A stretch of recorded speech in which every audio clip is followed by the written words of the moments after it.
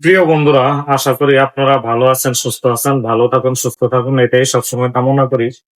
তবে আগামীকাল সন্ধ্যা ৭টায় এবার টি-টোয়েন্টি ওয়ার্ল্ড কাপের সবচেয়ে হাই ভোল্টেজ ম্যাচ হতে যাচ্ছে। ইতিমধ্যে আমরা সকলেই জানি যে ভারত পাকিস্তানের ম্যাচটা এবার টি-টোয়েন্টি ওয়ার্ল্ড কাপের সবচেয়ে হাই ভোল্টেজ ম্যাচ। আর ক্রিকেট ইতিহাসের সবচেয়ে বেশি দর্শক এই ম্যাচটা দেখতে পারে জানিয়েছেন কোনো এক সংবাদ মাধ্যম।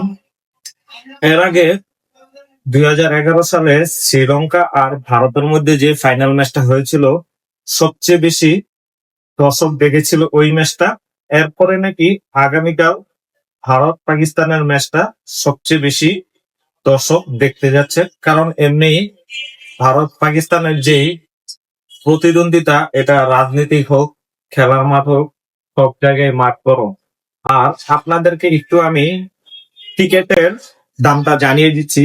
প্রথমত, ভারত পাকিস্তানের টিকিট ছিল আপনার 100 থেকে $150, যা 18,000 সামথিং ছিল, কিন্তু ওই টিকিটের দাম হয়েছে সর্বোচ্চ $660, যা প্রায় 80,000 টাকার উপরে। ওরে বাবা! আর ভারত পাকিস্তানের ম্যাচ হবে, এক দলের প্লেয়ার আরেক দলের প্লেয়ারকে নিয়ে কাদা ছুড়াছুড়ি করবে না, এটা কি হয়? তবে পাকিস্তানের সাবেক পেস বোলার মোহাম্মদ আমির বর্তমানে ভারতের chocolate boy hard hitter batsman Abhishek শর্মাকে সে কোনো বাড়ি ভালো ব্যাটসম্যান মনেই করতে পারতেছে না। মোহাম্মদ আমির বলেছেন যে অভিষেক শর্মা এক জায়গায় দাঁড়িয়ে ব্যাটিং করতে পছন্দ করে।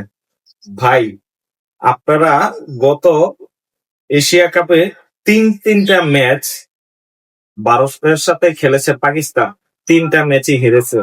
আর প্রত্যেকটা ম্যাচেই কিন্তু অভিষেক শর্মা ফাটিয়ে দিয়েছে।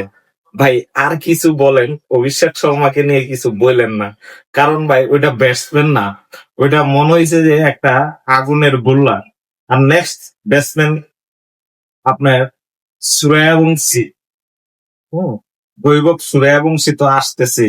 তবে অভিষেক শর্মাকে নিয়ে ভাই, ভারতের কোন ব্যাটসম্যানটাকে পাকিস্তানের বোলাররা থামাবে, এটাই হচ্ছে সবচেয়ে বড় বিষয়। দেখেন, ঈশান কিষান, ওইটা গেল অভিষেক শর্মা, অভিষেক শর্মা গেলে তিলক বর্মন, তিলক বর্মনের পর সূর্য কুমার যাদব, তারপর হচ্ছে হার্দিক পান্ডে, শিবম দুবে, রিঙ্কু সিং, তারপর সন্দু স্যামসাং। ভাই, একটার পর একটা মানে পালাক্রমে আসতে থাকবো। কোনটা একটারে নিয়ে পড়ালেখা করবে আর একটা জইলা উঠবে, মানে বুঝতেছি না। আর তবে পাকিস্তানের আগের বোলিং এর তুলনায় বর্তমানে বোলিং আমি একমাত্র শাহিন শাহ আফ্রিদিরে ছাড়া তেমন কোনো ভালো বোলার দেখতেছি না। আর যদি আপনারা